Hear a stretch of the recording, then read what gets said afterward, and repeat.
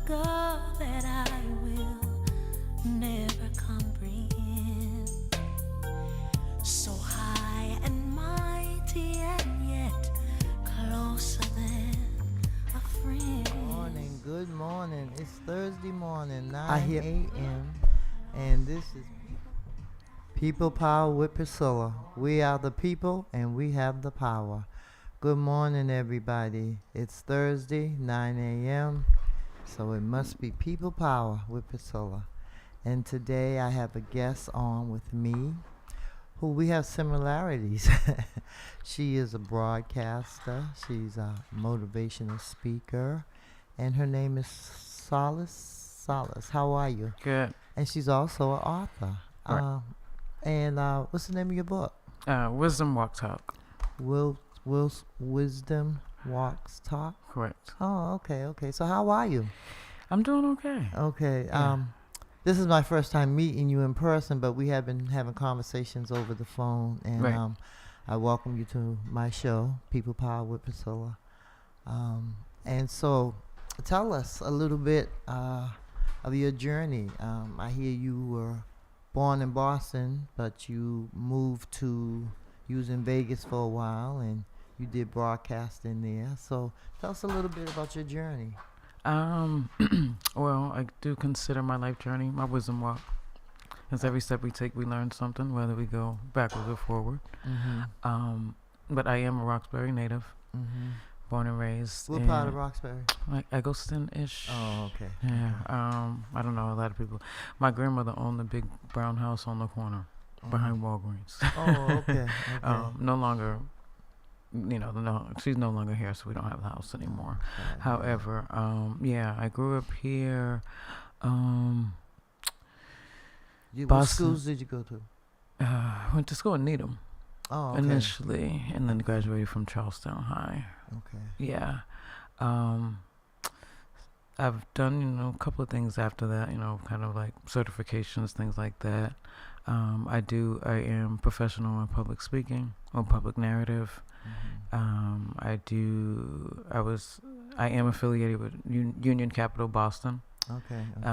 So yeah, I got Okay. my public narrative through them and facilitating. Mm-hmm. So I can pick any topic and kind of like teach other people about it. Okay. I did move to Vegas. I was in Vegas for about 8 years. I moved there when I was fresh 30. So at the moment it felt appropriate. It was like a beginning to just a new life at the time. Everything was, for me, it was expiring at the moment. I worked at Starbucks for a really, really long time, so about 14 years off and on. In Vegas? No, out here. Okay. Here. And I was on a journey, and I had, this expectation that because I put in a lot of work. So I was supposed to get a store. And that didn't work out at the time. I already had a planned vacation to Las Vegas. I just broke up with a long-term relationship at that time, and I ended up going on vacation, and I am what you call a staycation victim. So after 3 days, I ended up staying in Vegas. Wow. Okay. It was sporadic. However, it just felt very mystical at the moment. It just felt right. So after about a year or two, after getting comfortable being from the East, it's 360, if not a little bit further than that. It's just totally different. The culture is different. The weather is different, of course. But I just felt like I fit in. Like there was something about the lights. So what did you do there in Vegas? At first, I was kind of just freelancing, trying to figure out what Las Vegas was about. There's a lot going on. They do call it the entertainment capital for a reason. It's 24/7, 365. It's it's different from Boston. Definitely different. Boston is a city. Las Vegas is like a city country. It's something it's something you can always get into at any time. You can get up at 3, 4, or 5 in the morning. But it's a lot of opportunity. If you have hustle, if you have drive. Yeah, drive. That's what I'm looking for. And creativity. You know, you can always find a lane out there. So about, I think, 2 years within my journey, I worked a job or two, but just normal life. However, I got discovered per se at an event in Las Vegas. It was a dance contest that I won. They're really something simple. I didn't even know it was a dance contest. It was in downtown Vegas, which is Fremont, what they call Fremont. It's what you see on like Sister Act, you know. That's like that's the old Vegas, what they consider the older Vegas. So I was there. I won a dance contest, and one of the representatives from one of the stations came to me and gave me like a business card, and she's like, "Have you ever been on the radio before?" And I'm like, no. You know, broadcasting was something that I've always wanted to do, but it wasn't anything that I thought I would actually, do, not like a dream of mine. However, she gave me her card, and in Vegas, a lot of people just, they talk. So I thought it was just a scam, because there's a lot of promotions out there. A lot of people would just take your money for no reason, that type of thing, trying to lead you into things and then disappear. Wow. However, she gave me her card, and she asked where I was from. I said I'm from Boston. She's like, I'm from Virginia. So she's like, I think you'd be okay on the radio. And I'm like, really? What? It was just it's just one of those moments. And I'm like, okay. So I kind of let it sit for a while, but I am a writer. I consider myself a scribe. I can write anything. I can poetry, free writing, creative writing. That's how I say my passion bleeds through the ink. I love to write. I love to express myself that way. I love to help other people if they need to. Like, I feel that's an outlet of mine. It's always been an outlet of mine. So after I've just like going through my journals and stuff, I'm like, if I were to do a show, what would it be about? So I called the station, set up a meeting, and after finding what I wanted to do, it was like a pursuit of happiness type thing. Like today, I went to the wrong location. So it was one of those type of things. So I was late. It was hot. I think it was like 103 degrees. Oh my goodness. So I'm moving around. I went to the wrong place. Had to walk back. Came in. I was frazzled. I had my stuff everywhere. Book falling out. Everything's just falling out. And they were from New York. So on the West Coast, if you are from the East or the Midwest, we kind of speak the same language. So there was a connection there. They're from New York. I'm from Boston, and we kind of just connected. And I told them that I just want to, which I still want to do, which is definitely my goal, which I always want to do, is just help people. I'm not a saint. I ain't. I say that. We all have our faults. However, I just had a lot of stuff in my notebooks that lead to helping people. When I was younger, I've always been, or just growing up, I've always been someone that people can talk to. Definitely not judgmental, and whatever I say without like forcing it, I end up helping them. Again, I'm not a professional. However, my words, I guess, carry weight. And people always appreciate it. And so after like going through my material of what I think I wanted to create, they said, especially in a place like Las Vegas where everything is so fast, always moving, motivation is something that you should probably look into or try to do. So after 1 or 2 shows, they were like, you're in. It was kind of like on the spot type thing. There wasn't anything I had to audition for. Just had to like sit down and talk about it. But after it started rolling, it became a thing.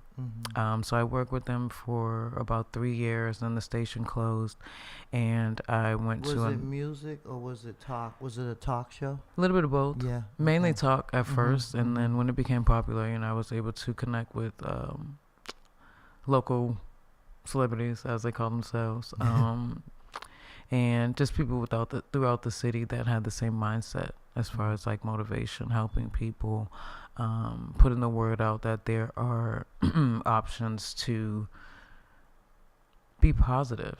Right. Because Vegas can be it's very heavy if you don't have the correct mindset. There's a lot of, my thing was, it's anywhere. You can wake up to an arrow of opportunity, distraction, or addiction.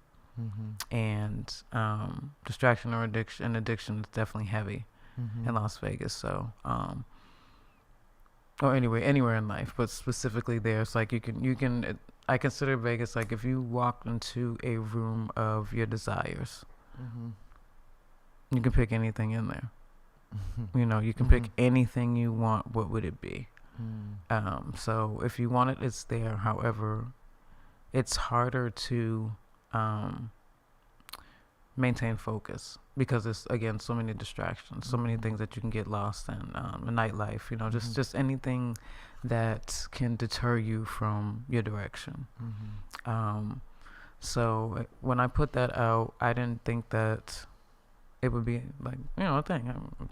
I'm just starting. I don't have any broadcasting experience. However, after working at it, and I'm like, okay, I can actually do this, and people are enjoying it. So after the first station, they closed. We moved to another station, and I just kept going. I started having my own events, hosting my own events throughout the city. And I ended up hosting a health and wellness expo at one of the casinos in Las Vegas as well. So I did a lot of things with connecting with the people. I'm also a founder of Self Reparations, one of the 5 founders, the only female, where we Self Reparations community where we help people. We help the people. Empower the people. Very similar to that, where we just connect and try to recruit and let people understand the power of their voice. As I was expressing to you, especially when it comes to where people live and how slumlords just will pull you through and just kind of just ignore your voice, but want you to pay rent all the time, on time. Whether you have kids or not, whether you're on assistance or not, there is no. You don't have any.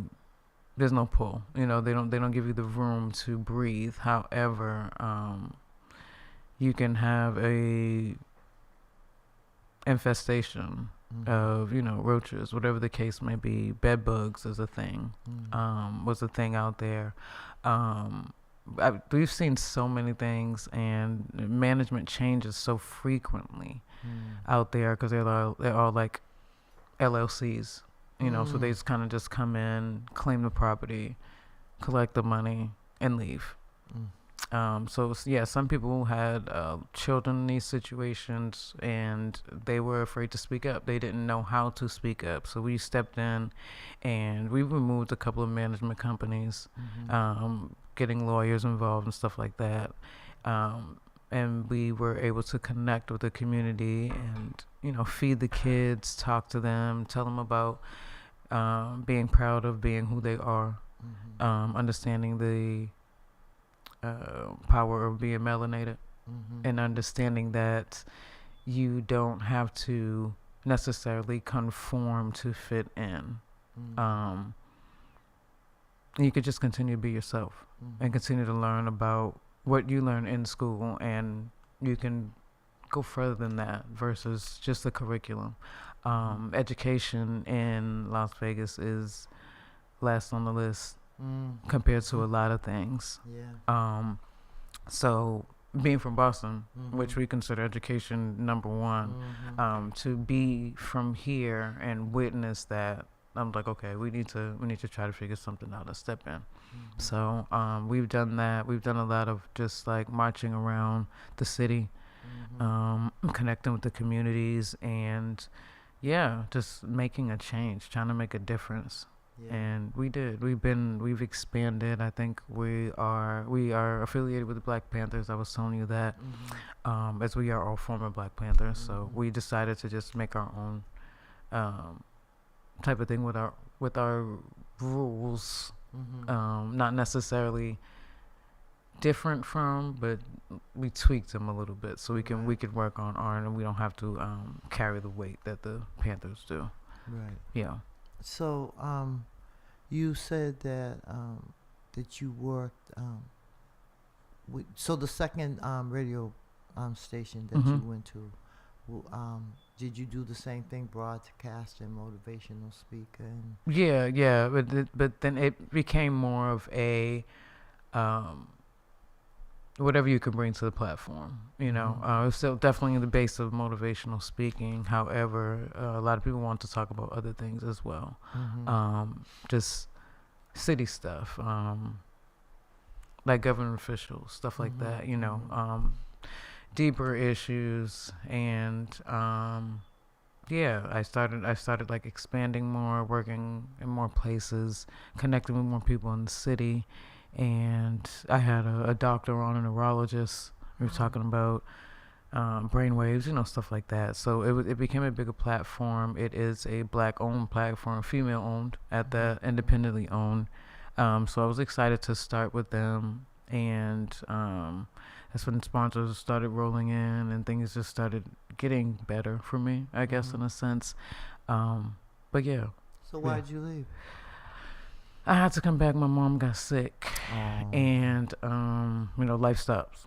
I'm the oldest of three, so I had to come back and take care of my mom, who was no longer with us. So I'm sorry. No worries. She's here. Yeah. She's here. However, I had to come back. I was the medical proxy. I had to take care of her, make sure she was good on her wisdom walk out of here. Right. Yeah, but she's still here. Yeah. Right. Definitely. Yeah, I lost my mom 5 years ago due to COVID. So I know the pain. And my mom had lived with me too for about 10 years before she went to a I don't think we talked about that. No. Yeah, and I want to just pinpoint that I just want to say to anybody who's listening really quick, love your parents. Yes. I know that we get older. I know that we develop our own personalities. I do understand that when you get older, you bump heads a little bit more, because you have grown to who they've probably raised you to be. Not to conform, and to be strong, and to believe in yourself. However, as I always say, you can be mad at your parents, but just remember and remind them and remind yourself that you love them and where you came from. Right. Because when it gets to the point where you can't make it up, right, there's no feeling like that. Right. Luckily, I had the opportunity to forgive my mom. Have that conversation with her before she left. Which is also important to anybody else that's listening. I understand, again, we have our issues. Talk it out. You can't hold that bitterness. You gotta forgive. Because the bottom line is, she did bring you into this world, and she may have made mistakes along the way, but right. The bottom line is you do have to forgive. Yeah, and it's tough, and I do understand that everybody's situation is different. That's right, everybody's situation is different. However, if that relationship is important to you at all, because my mom was nonverbal on her way out, so it was kind of hard for us to connect at all. I think I sent you my speech, but I don't think you read it. I read a little bit of it. I listened to a little bit of it, like the beginning when you talk, and that's what you talked about, your mom, and you love your mother. And that's what I was saying. As far as when they are nonverbal, how can you speak for them? My thing is I wanted to tell my mom's story, but we never, growing up, we never really talked about who she was while she grew up, so, and me being a writer, I'm I want to leave some type of legacy. However, this book here Wisdom Walk Talk. What is it about? This is about my wisdom walk. So this is my steps, basically my steps to becoming solace. Solace, which is comfort in a time of distress. And because I've been through a lot, definitely been through a lot throughout my life, and found a way to, I guess, transfer that energy into something positive, versus being full of ego and doing things that I'm not supposed to do, or being misled. Because I did have a lot of friends that had me on the wrong path. Or I agreed, excuse me, now that I'm older, I agreed to do things that put me on the wrong path, you know, or just follow the crowd. Yeah. But once I realized that you can make your own independent decisions and keep these friends or not. Right. Yeah.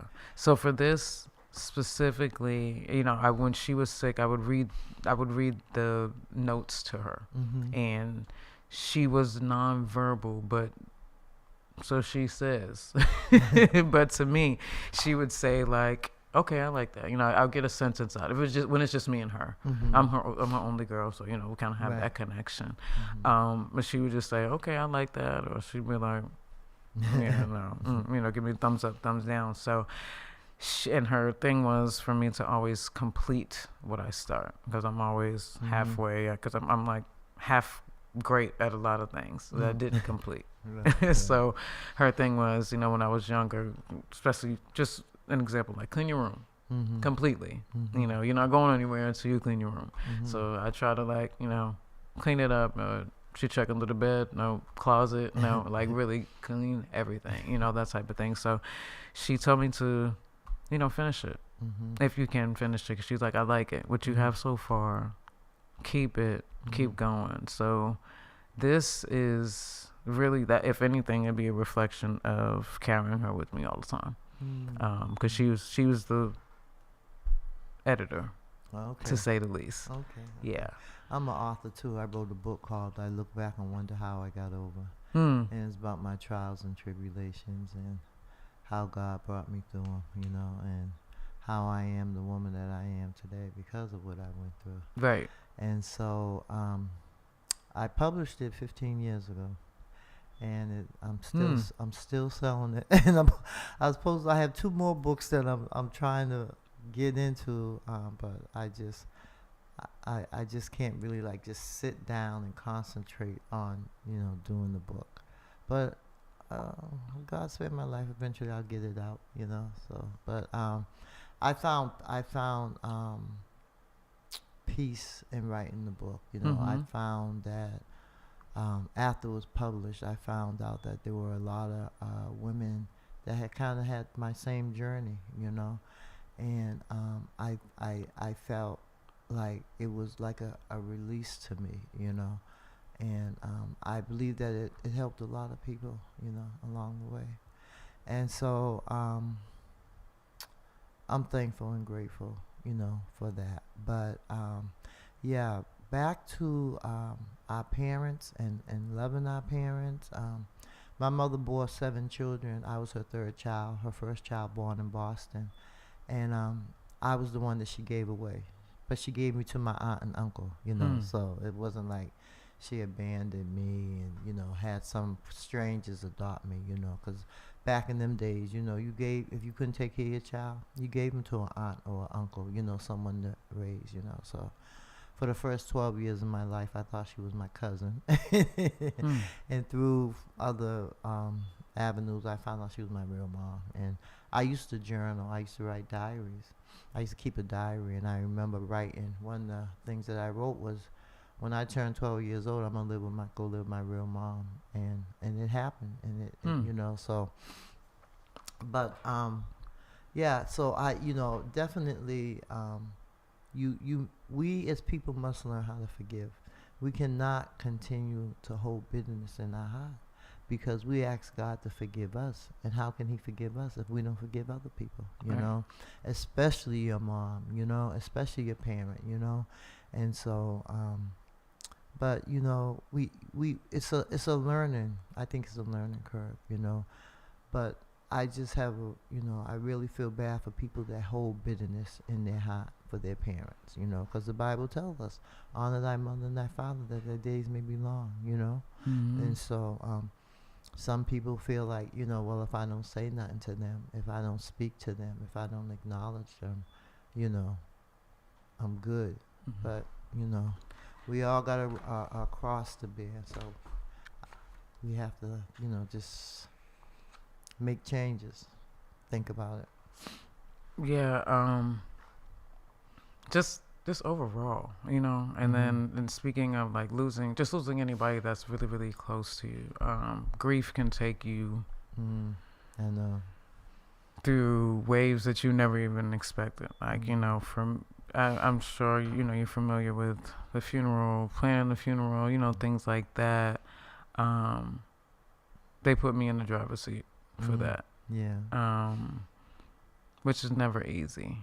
And it just felt like it was just so fast and quick, and I don't think like it set in until, you know, like 6 months later. Like, I think I woke up recently and I'm like, I gotta go see my mom in the hospital, you know, I gotta go see her, I gotta go visit her, and I'm like, wait a minute, it took me a while to like come back down. I'm like, wait a minute, I was like was getting ready, and I'm like, wait, where you going, you know? So again, to those who have lost anybody that's like that close to you, just take your time with it. Feel how you feel with it. Don't allow others to dictate what it's supposed to feel like. But you were saying grudges, right? Or like holding things. So I have something about grudges. So grudges are feelings you continue to hold on to from others' past mistakes. Let those go. Don't you make a mistake by holding on to their mistakes. You know? So so this is just a book for you to, and there's a journal section. There's a journal section after each page. There's a journal section, a reflection section in the back of the book. So, you know, just for people like me or you or anybody that reads and you want to just take notes. So it's just that type of things. I've heard so far for reviews. My best review, I think, in my opinion, was somebody told me that it needs to be like a prerequisite for those who are going to prison, coming from prison, teenagers that need to be revamped to get their attitude back in order, you know, that type of thing, to have them just take a second and breathe and think about what they do before they do it, why they're doing it. And this is, when did you publish it? Last year. Oh, so it's 2 years. new. 2 years ago. Huh? Last year, I think. Yeah, it's been. I think about a year. Yeah, about a year. So it's like, yeah, it's available on all platforms right now. Amazon, Barnes and Noble. I think. Did you self-publish? It is self-published. Yeah, me too. Yeah, it's not easy. It's not. It really isn't. I tell you, I published my book 15 years ago.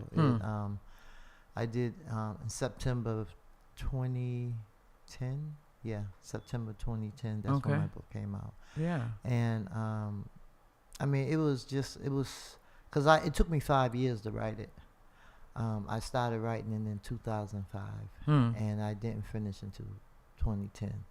And that's because I had to relive a lot of it. I lost 2 of my children. I lost my 4-year-old son in a fire and my 7-year-old son in a car accident.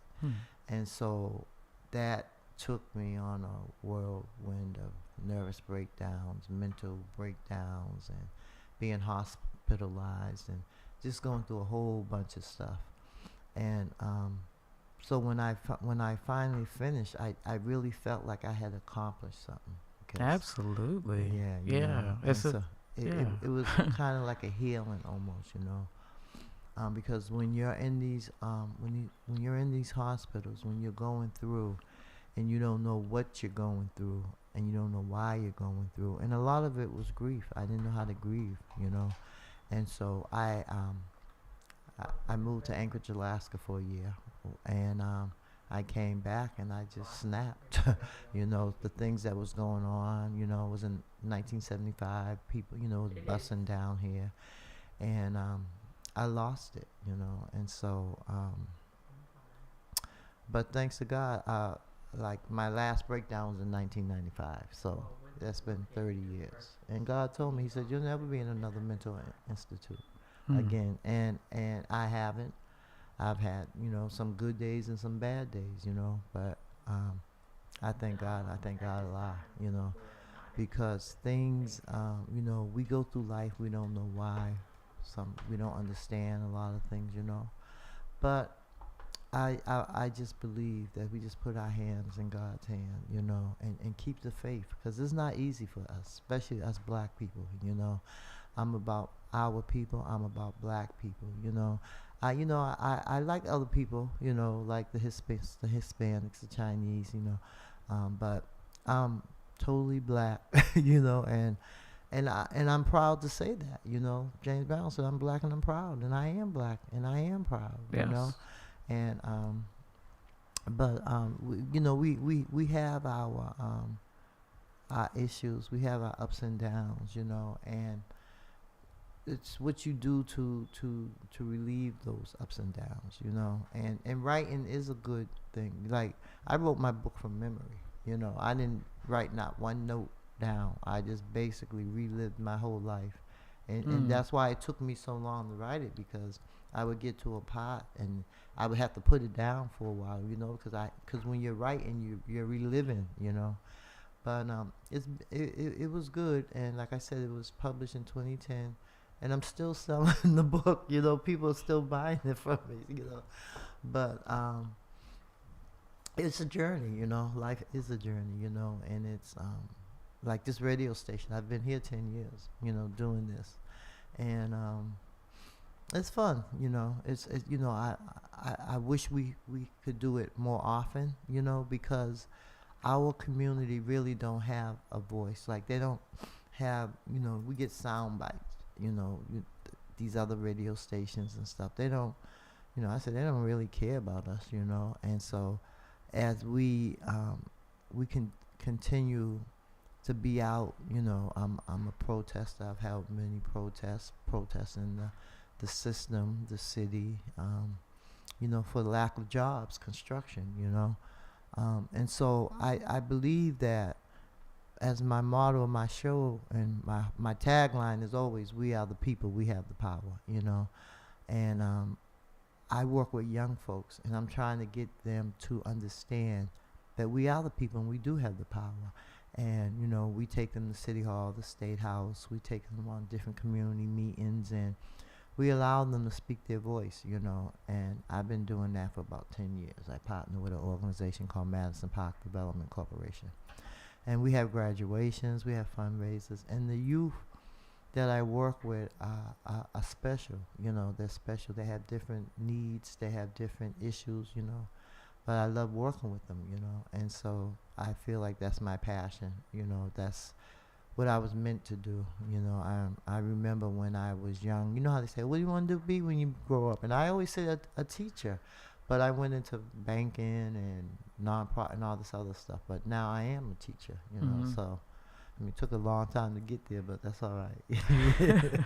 Yeah, I mean, I'd say, you know, I'd say the same. Like, that's what I want to do. Definitely want to do more of working with the youth, because I've been told that's a need of mine, you know, to connect with the youth and talk to them and understand them without, you know, making them feel judging. Uncomfortable. Yeah, like they're open with me. Right, you know, I was a camp counselor, you know, that type of thing. I was a skate guard at Chez Vous. So, you know, like I'm definitely familiar with working with the community, working with the kids, trying to figure out their language, you know, because it's hard for it is hard for us to connect with our parents sometimes, because they're so used to being who they are, you know. And I always say, like, I don't have any children, However, I have, like, little cousins, whatever, my little brothers, that are, my younger brothers, excuse me, they're older now. I can't say young, little. But I've helped raise a few. But just it's that connection to know that they have somebody is very important. I feel like, I had a really big family. I have a really big family. And there were some people I connected with, some people I didn't, but there was a lot of times where I felt like I was alone. Yeah. And didn't know how to express that. Right. And my point was with the parent thing, no one ever knows how to be a parent. No, we're always growing, right? Right. We're always growing. So, we don't know how to do this. We were here to create. We were here to, share, to give, to love. But no one, like you said, there is no manual to parenting. So we got to take it easy on each other, And you were saying about the grief thing. How you were hospitalized and all of that stuff. Like, there's no expiration date to it, and again, it can really just pop up out of nowhere. You really don't have control over it. So everybody's going through something. Yes, that's so true. Everybody is going through something, and it's the world that we live in. This world has never been fair to us. And it probably never will be, but we just have to hold on and believe and trust that a change is going to come, and so I believe that with all my heart. And, as we get older, I think, we can always reflect and always be a help to somebody, I'm not saying that we're all geniuses and stuff, but we can always offer a kind word or, support somebody in something. Because you never know what people are going through, And a lot of times what I find is that holding it in really doesn't help. You got to have someone to talk to, I ain't so crazy about these therapists and stuff, I mean, a lot of people believe in therapy, and I do believe in therapy, and I have been in therapy, but it just don't work for me, I'd rather call a friend and talk to my friend, and I know that therapists do help people, and it depends on where you're at, but it just seems like the last few years that I've been in therapy, that they just like, so they weren't helping me, so I'm like, well, I can go talk to my friend and get better support than this, so but they are needed, and I believe that they do help some people, but I don't think it's for everybody, right. And so but that's why I journal, and I was going through some papers, and I found a bunch of notebooks that I had wrote. I think it was like in this 2017, 2018, and every day I was writing a letter to God, and I found about 4 or 5 of them. I'm like, it's just, but I don't get a chance to write as much as I want to. I have to write grants and contracts and stuff like that, so. But as I get older, I think I want to kind of like relax a little bit more. I work like 7 days a week, really, and it's not easy. But I feel like I have God has a plan and a purpose for me. There's a book called The Purpose Driven Life that I read like 20 years ago by this pastor called Rick Warren, and it came with a study guide with it, where you could write every day. And me and my mentor, I actually met her back then, and her name is Bishop Dr. Robin, and she's in North Carolina now, but she was here. We worked together, and we wrote. She had already read the book and told me about the book, and so then I bought the book. And I was like, it says to read it with somebody, So she's like, I'll read it with you. So every day I would read, and then we would go out to lunch and discuss, So it helped. And at that time, I still didn't know what my purpose was. I was working at City Hall running the payroll. I was like, oh, I got a job, I'm happy. You know? And sometimes it's not about having a job, it's about having a purpose in life, and yeah, it hasn't been easy, but all praises due to God Allah. I'm here, and I feel good, and a little tired, but God is able, Yeah. God is able. So speaking of reading, thank you for that. So I have a reading coming up, my second reading at Nubian Library. Oh, okay. So Nubian Square on December 3rd. Okay. It's during the week though. I was the only slot I can get. Is in the afternoon or? It's in the afternoon. So it's 3 to 5:45 is the slot in the community room at the Nubian Library. I will be doing another reading of Solace Wisdom Walk Talk. I call it the Reach and Teach. I'm gonna kind of like skip around, and connect with some people because it's basically like keywords and my definitions of what that means. So, mind if I give you an example? Real quick? Go ahead. Pick a letter from A to Z. Let's see. L. Okay. L. So, learn the value of you.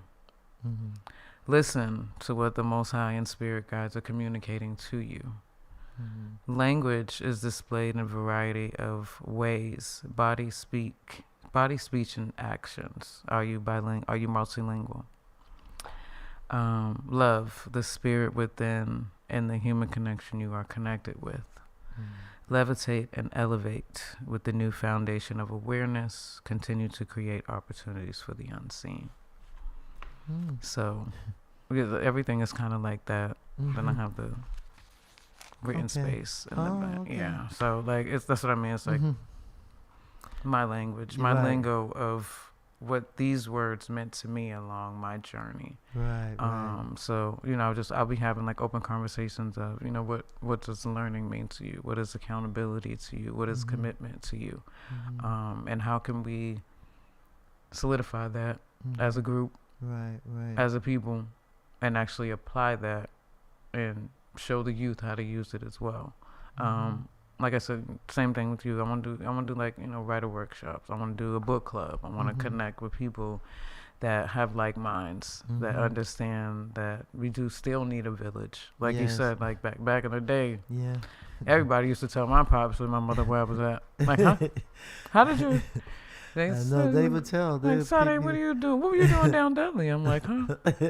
How did Yeah, how you that's know? how it used to be. Yeah, that's how it used to be, and I miss that. Like I'm family oriented. I love to be family. I miss Nana's house. I miss that type of holidays. Let's get together. Let's do this thing. So, what happened to that, Priscilla? Why don't we do that no more? I have no idea. I think it's gotten to one of the things that I believe is that there's no family like kind of connection. Like you don't see parents and children sitting down having dinner, talking, someone's in the living room, someone's in the kitchen, someone's in the bedroom, it just seemed like we kind of like lost it, after, when we went through that 80 to 90 era through the cracks, I think it just really shook our foundation, our people, and it was hard to get it back. And then we came into this new internet world, and cell phones and technology, and now we in AI, and so it's just like that's what we got to do. We got to get back to the basics, we got to get back to spending time with our loved ones, because we're not going to be here forever, and you look up and you 70 years old, and what do you have to show for yourself, And so I think it's about family really coming together, and not, just around the holidays, we should come together. I remember I had an uncle who had a bad car accident. He was crippled, and every weekend he would go over one of my aunt's house, and we would the family would go over there. We'd have dinner. My aunt, she used to, for breakfast every Sunday, she used to cook rice, fried chicken, and I forgot what the vegetable was, but and the biscuits. I mean, that was breakfast every Sunday, and then they would cook dinner. My grandmother's sisters. She had 5 sisters and 3 brothers, and they all came from Alabama. And the food was amazing, and the family, just being together. But seems like all that, has changed. All of them are deceased now, all of them. And we have one uncle left who lives in California. But out of 9 people, 9 brothers and sisters, they all had children, except for one. I think Aunt Sally didn't have any kids. And their children had children, and their children had children. So it's like 4 or 5 generations of us, And the problem is the only time we really see each other is at funerals, So we're working and really trying to have, we do a family Zoom meeting once a month, and we're trying to have a nice event come Juneteenth this year, we were doing it every year for a while, and then kind of like, I don't really know what happened, but so we're trying to get back to it because we need each other, because this is the time we are in the end times. There's no doubt about that, Yeah. And so I don't want to be left behind, because it's crazy living here now. So imagine when God comes and and people are left behind. I do not want to be left behind. So I treat people the way I want to be treated. Not the way they treat me. And so that's my motto. That's what I live by. I love my people, and I have a lot of compassion for people. I put up with a lot of things that I shouldn't and don't have to, but that's just who I am. That's a really good point. Yeah, we definitely. If we are, as clearly we are, very similar. Like we like to put ourselves in some situations that we don't need to, or deal with things that we don't need to. However, at the end of the day, we are part of the healing process somehow, some way. Well, at least I try to be. Yeah. And you said you like to treat people how you the way you want to be treated. Right. How do you think we love? Do you think we love how we love, or how we want that person to love us? That's a good question. I think we love how we want to be loved. That's what I think. But that don't always happen. Right. Unfortunately, that's why there's so many, divorces and all that good stuff. Because I think we expect certain things out of people that they're just not willing to give, or we just don't understand, or we jump into things too quick, and so it's a lesson. It's a lesson. I admire people that have been married 30, 40. How long you been married, Renee? 35 years. That's a blessing. See, and I've been engaged twice. Almost there, never made it. Wow, okay. That's a blessing. And so you have children. And that's magic. yeah, and grandchildren. That's love. Yeah. Wow. Interesting. Okay. So, I don't know. Yeah, it's a do you have a flyer about your December 3rd event? I should. I don't have one yet. I'm in the process of making it. Yeah, because I would like to bring my youth to that. Okay. I have 3 minutes. Oh, wow. That's it? Yeah. See, I know this is going to go by fast. Yeah. Okay. Yeah. And you said, what is it's expectations real quick. I say expectations can lead to humble destruction. That's one of my key quotes. I had to learn that the hard way. Yeah. Yeah. It happens. Yeah. Yeah. Okay. I mean, well, bring them out. Yeah, Please definitely. What day is it? The 3rd on? Thursday. December 3rd, I think. Okay. I don't know what day that is. Wednesday, Calendar. I don't even know. All right. But if it's a Thursday weekend, because they usually, most of them get out of school around 2:33. Perfect. And then I could just have them meet me at the library, because everybody know where the Yeah, it may be library is. like I might have like a little panel or something after. So I would Mhm. love for you to connect with the people there as well. I'm Mhm. still working on a couple of guests, so that's Mhm. why I haven't put the flyer together. Oh, okay. Yeah. I mean, I only got a couple of days, so I'll be getting on it. So It's a yeah. Wednesday. Oh, okay. All Okay, right. Wednesday. Thank you. Yeah. I don't Yeah. even. That's one of the days that my youth work anyway. We work Tuesday, Wednesday, Thursday, and Friday or Saturday. But Okay. yeah. But, Perfect. yeah. Yeah. Okay. Yeah. So we only have a couple minutes. If someone wanted to reach out to you and talk to you and connect with you, you have an email, phone number you like to give out? I do. Email at seeking solace seekingsolace3@gmail.com, or you can reach me on Instagram at Tainut33, Tainut33, and please follow me on YouTube at Solace Soapbox. Yeah. Yep. We out? All right. So this Saturday,